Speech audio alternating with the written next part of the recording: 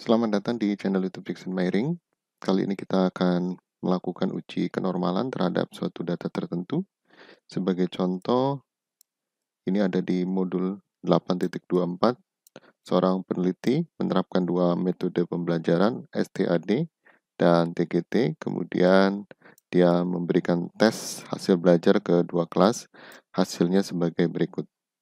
Untuk melakukan uji dalam rangka mengambil keputusan apakah metode STADK yang lebih baik daripada metode TGT atau sebaliknya, maka salah satu uji asumsi yang harus dipenuhi oleh kedua data adalah STAD-nya menyebar normal dan TGT-nya menyebar normal.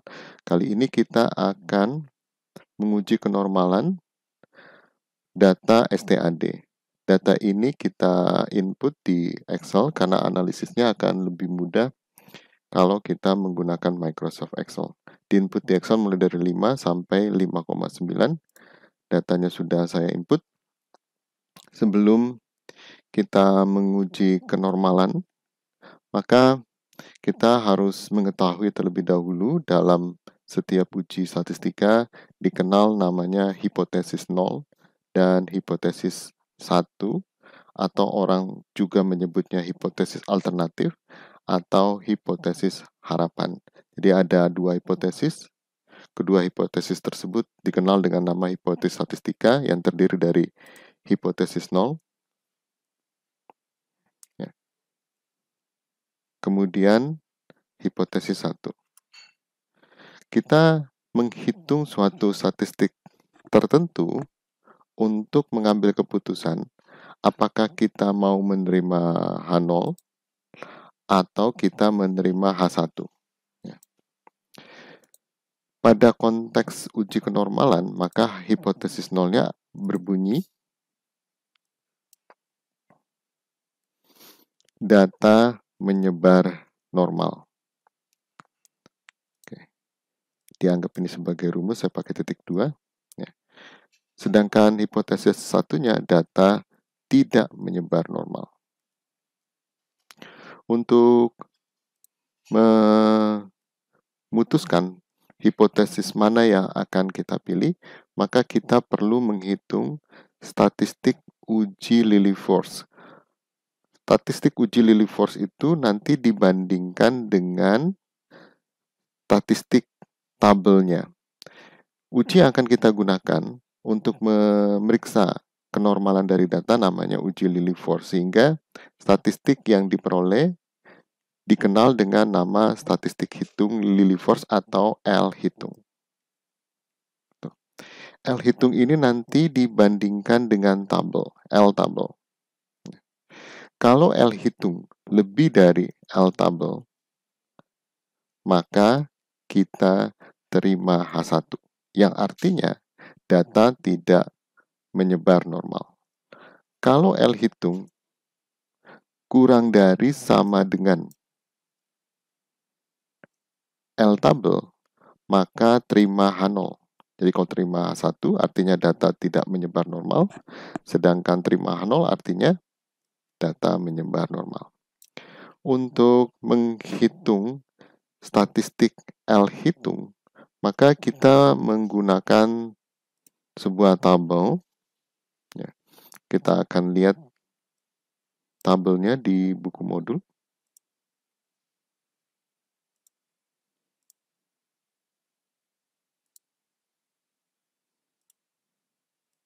Ini tabelnya, akan tetapi kita akan menambah beberapa kolom untuk membantu kita menghitung rata-rata dan standar deviasi. Mengapa rata-rata dan standar deviasi ini perlu kita hitung terlebih dahulu? Karena di sini ada variabel Z. Kalau kita ingat pada materi-materi sebelumnya, maka variabel Z ini melambangkan peubah normal baku. Mentransformasi peubah normal ke peubah normal baku itu rumusnya adalah X, Z sama dengan X dikurangi X bar rata-ratanya dibagi standar deviasi. Jadi peubah Z sama dengan X perubahan normal dikurangi rata-ratanya X bar dibagi panjang dengan S. Oleh karena itu, untuk menentukan Z ini, kita membutuhkan rata-rata dan standar deviasi. Kemudian untuk menentukan SZ ini, kita membutuhkan F kumulatif. Oleh karena itu, ya, kita akan buat tabel dengan kolom sebagai berikut. Pertama adalah X-nya, kemudian F. Masih ingat kalau kita ingin menghitung rata-rata, kita membutuhkan F kali X. Ya. Kemudian kalau ingin menghitung standar deviasi, kita membutuhkan X. F kali X kurangi rata-ratanya kita kuadratkan.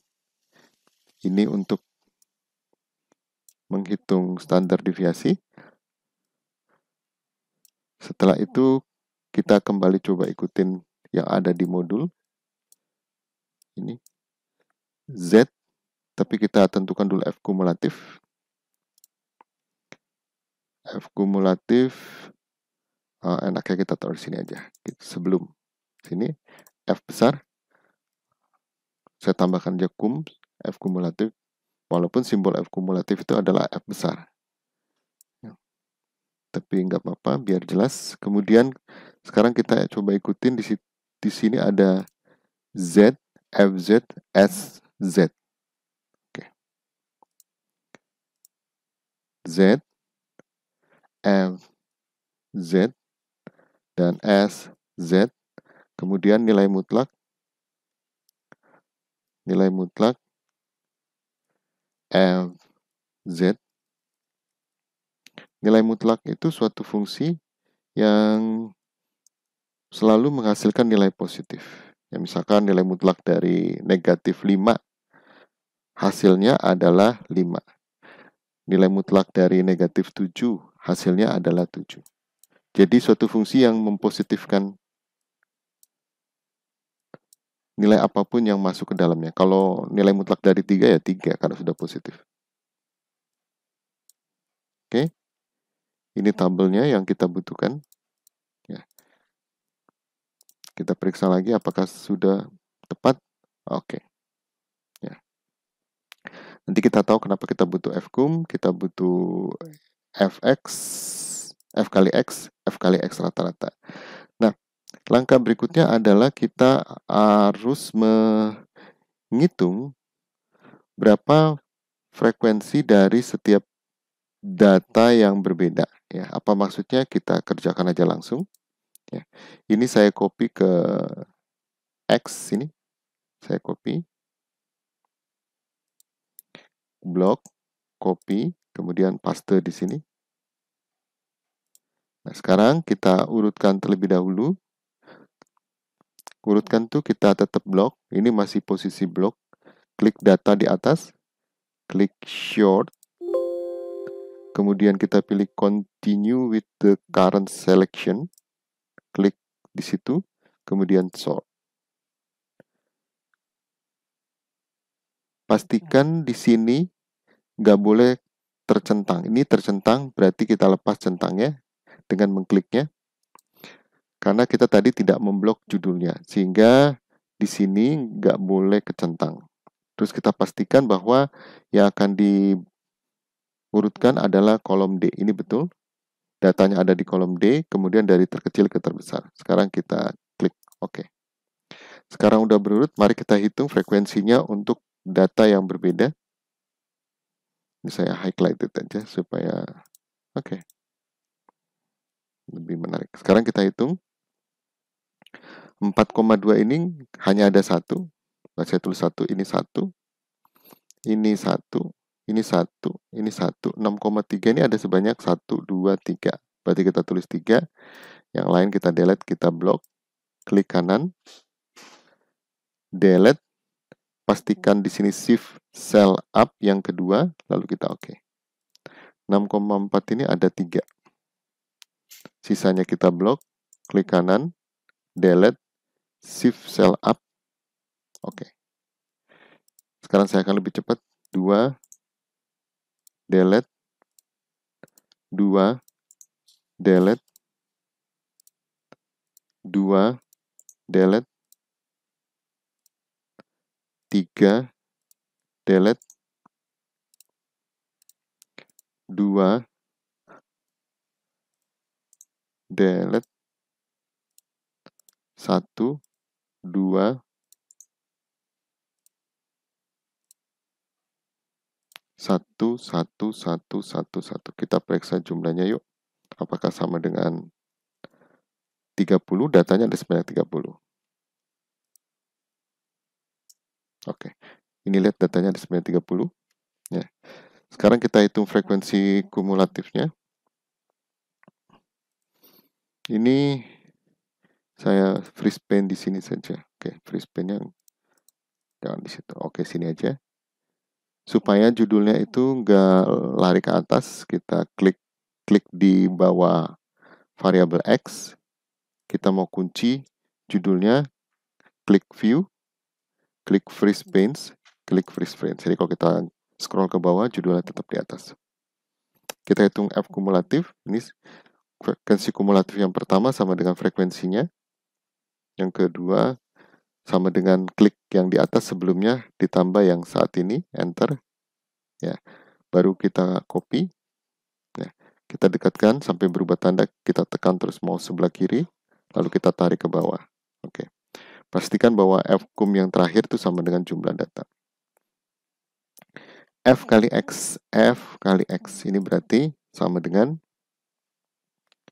F dikali bintang, kita klik X-nya, enter. Sama seperti tadi kita copy.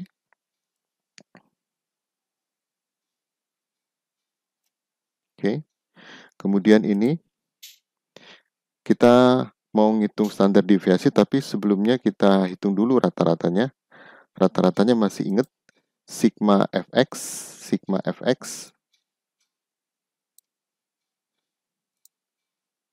dibagi dengan sigma f. Ini sigma fx-nya. Kita copy aja. Ini rumusnya sudah ada sum tadi. Kita klik situ, copy. Kita klik kanan di tempat yang mau kita paste, kita paste. Jadi jumlahnya 201, sehingga rata-ratanya masih ingat sigma fx, jumlah fx dibagi dengan jumlah f. Sama dengan jumlah fx dibagi dengan jumlah f. Rata-ratanya 6,69.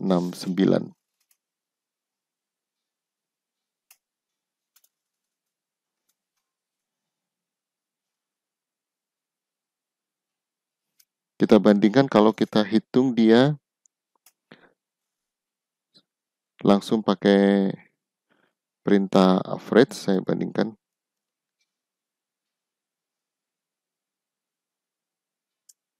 Sama 6,69. Ya. Kenapa perlu saya bandingkan? Karena nampaknya ada perbedaan dengan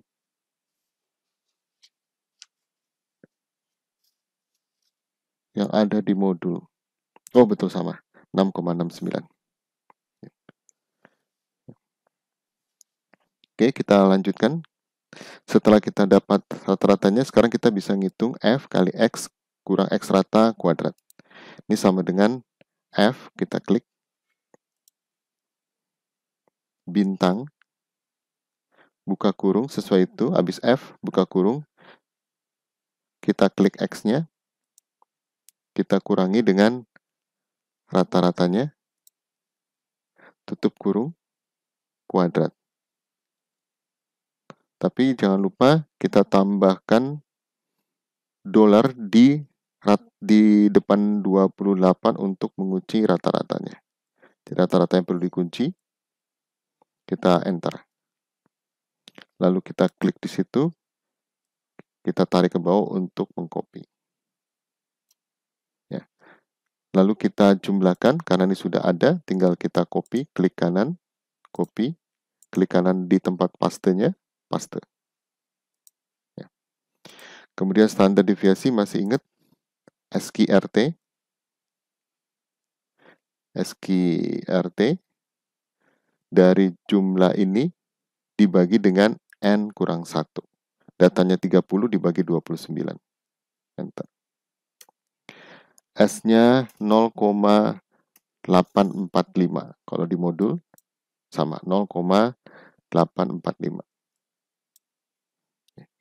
Selanjutnya kita akan menghitung nilai peubah normal baku Z, yaitu dengan mentransformasi X ini, kita transformasi ke Z dengan cara X dikurangi rata-ratanya dibagi standar deviasi. Berarti X dikurangi rata-rata dibagi, tutup kurung, dibagi L, dibagi standar deviasi. Tapi jangan lupa kita kunci rata-ratanya dan standar deviasi. Rata-ratanya kita kunci pakai $, begitu pula dengan standar deviasinya. Di depan 28 dan di depan 29. Enter. Baru kita copy.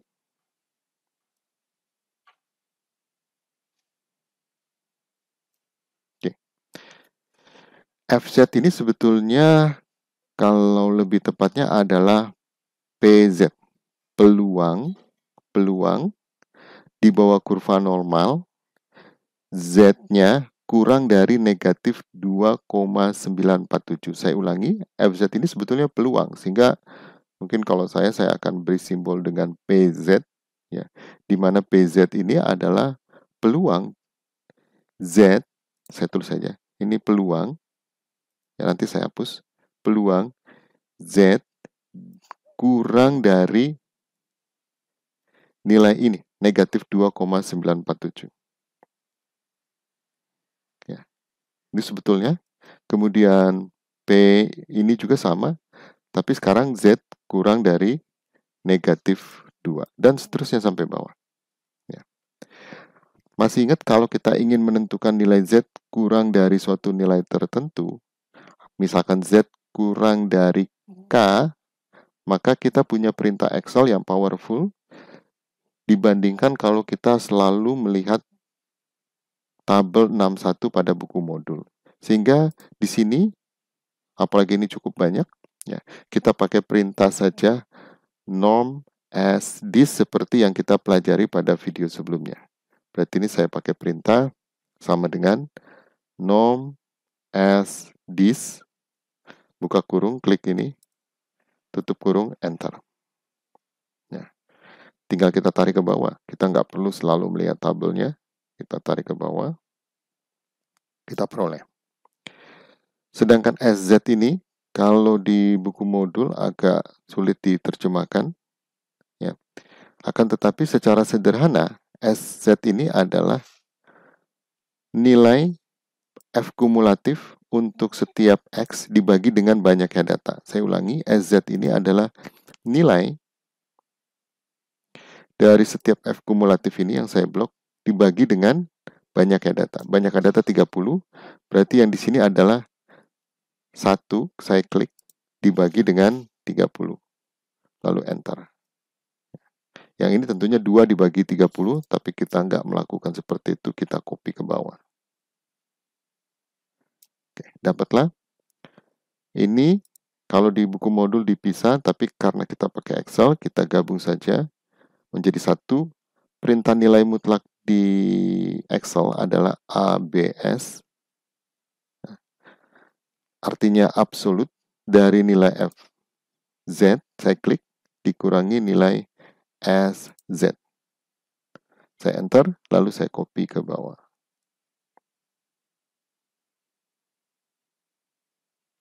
Nah, nilai L hitung, kalau di modul tuh pakai L0, tapi saya lebih prefer untuk L hitung. Mengapa? Karena kalau di statistika, saya kasih tahu alasannya, saya unfreeze dulu. Kalau di statistika, apapun hipotesisnya, kalau statistik hitung lebih dari tabel, maka terima 1. Apapun ujinya. Nanti uji beda rataan dan yang lainnya, kalau statistik hitung lebih dari tabel, maka terima 1. Statistik hitung di uji kenormalan Lilliefors disimbolkan dengan L hitung, sehingga di sini saya munculkan hitung lebih dari tabel, pasti terima H1. Sehingga saya agak sedikit mengganti dari L0 menjadi L hitung, sehingga L hitungnya adalah maksimum dari nilai ini. Ya, kita nggak perlu break satu-satu. Ya, kita tahu kalau ingin cari maksimum ada perintahnya max, terus kita buka kurung, kita blok datanya. Tada, ini adalah L hitungnya. Kita bandingkan dengan yang ada di tabel, kita lihat saja. Ini, L hitungnya L0 0,0902. Ya, ini di halaman berapa ya? 27. Ya, ini 0,0902. Oke. Oke. Ya sama, ini dibulatkan saja. Ya. Kemudian kita tentukan L tabel untuk L tabel. Ya. L tabel kita lihat pada tabel. Kita buka buku modulnya. Bukan. Ini dia. Jadi di atas ini ada taraf nyata. Alfa artinya kesalahan jenis pertama. Ya, apa maksud alfa dan apa maksud kesalahan jenis pertama. Dan biasanya alfa yang kita pilih itu ada di sekitar, bukan di sekitar ya, biasanya kita pilih 0,01, 0,05, 0,1, 0,15 dan 0,20. Kali ini kita akan menggunakan kesalahan jenis pertama alfa, taraf nyatanya 0,05. Kemudian di sini ada ukuran sampel, sebetulnya pasti ada yang lebih kecil di ini dari mulai 4 ya, 4 sampai 30 tersedia. Bagaimana kalau ukuran sampelnya lebih dari 30? Maka kita menggunakan rumus yang ini. 0,886 dibagi akar N. Misalkan 100. Ya, berarti 0,88 N dibagi akar 100. Akar 100 itu 10. Berarti nilai L hitungnya adalah 0,0886 karena tadi dibagi 10. Kali ini kita punya 30. Ada tersedia dengan taraf alfa 0,05 berarti L tabelnya adalah 0,161. 0,161. Ya. Di sini diperoleh L hitung kurang dari sama dengan L tabel. Artinya apa? Ini, terima H0. H0 itu apa? Data menyebar normal. Ya. Kemudian ya, hasil ini bisa kita taruh di lembar jawaban kita. Oke, saya buka Microsoft Word. Dan menambahkan beberapa rumusnya untuk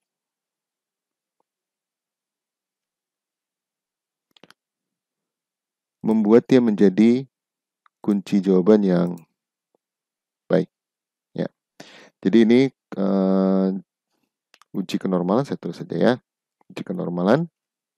Kemudian kita hitung rata-rata, standar deviasi, dan L hitung menggunakan tabel berikut. Ya, tinggal kita tambah halo-halonya di atasnya atau sebelumnya. Lalu kalau kita ingin buat tabel semua, kalau nggak mau repot ya dibuat aja semua. Oke, seperti ini. Ya. Lalu kita copy saja. Sederhana itu. Oke, wow, gede banget. Kita kecilin. Oke, ini kita kecilin kolomnya. Tadi kan kita buat hurufnya 20 sih. Oke. Kita kecilin. Kecilkan. Kecilkan. Kecilkan. Kecilkan. Oke. Oke. Kita peroleh L hitung menggunakan tabel pada halaman, kita lihat halaman berapa ya, halaman 8.19. Oh, sebelumnya kita hitung dulu rata-ratanya, karena diperoleh ya. Rata-ratanya, masih ingat rumusnya, kita tulis. Ini saya spasinya kecilkan saja. Oke. Diperoleh rata-ratanya X bar, X rata-rata harusnya sih sudah di luar kepala ya. Kita buat sigma fx ya, dibagi dengan banyaknya data, atau sigma f boleh juga. Sigma f itu ya banyaknya data, atau ya pakai n deh ya, sigma fx dibagi n. Sigma fx itu ini 200,7 dibagi dengan 30 sama dengan, kita lihat hasilnya di Excel, 6,69.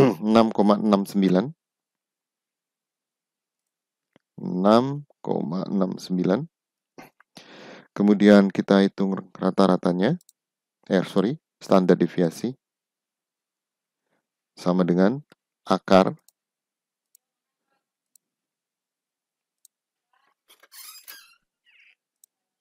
sigma f x dikurangi x bar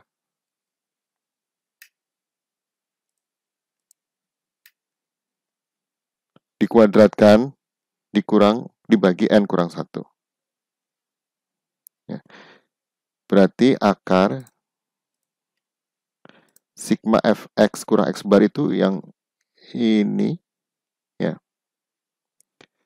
Kita tulis saja hasilnya langsung 20,707 dibagi dengan n kurang 1, n-nya 30 kurang 1. Hasilnya sudah ada di Excel, 0,845. Kecil banget ya. 0,845. Tuh. Kemudian kita peroleh juga L hitung sama dengan 0,09019. L tabel, terus dari tabel pada halaman 8.19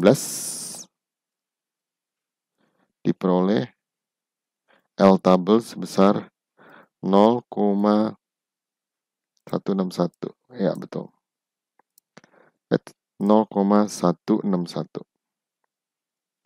Artinya L hitung kurang dari sama dengan L tabel yang artinya jadi, saya ganti ya. Jadi L hitung yang artinya menerima L hitung kurang dari L tabel, berarti kita lihat. Oh, bukan di situ. L hitung kurang dari sama L tabel, maka terima H0. Ya, menerima H0. Titik 2, data, yaitu data menyebar normal. Ya. Ini jadi kunci jawaban yang proper kalau kita lihat pada modul. Ini sama saja, kita lihat. Ini kunci jawabannya. Ya, L0-nya sama. Ya.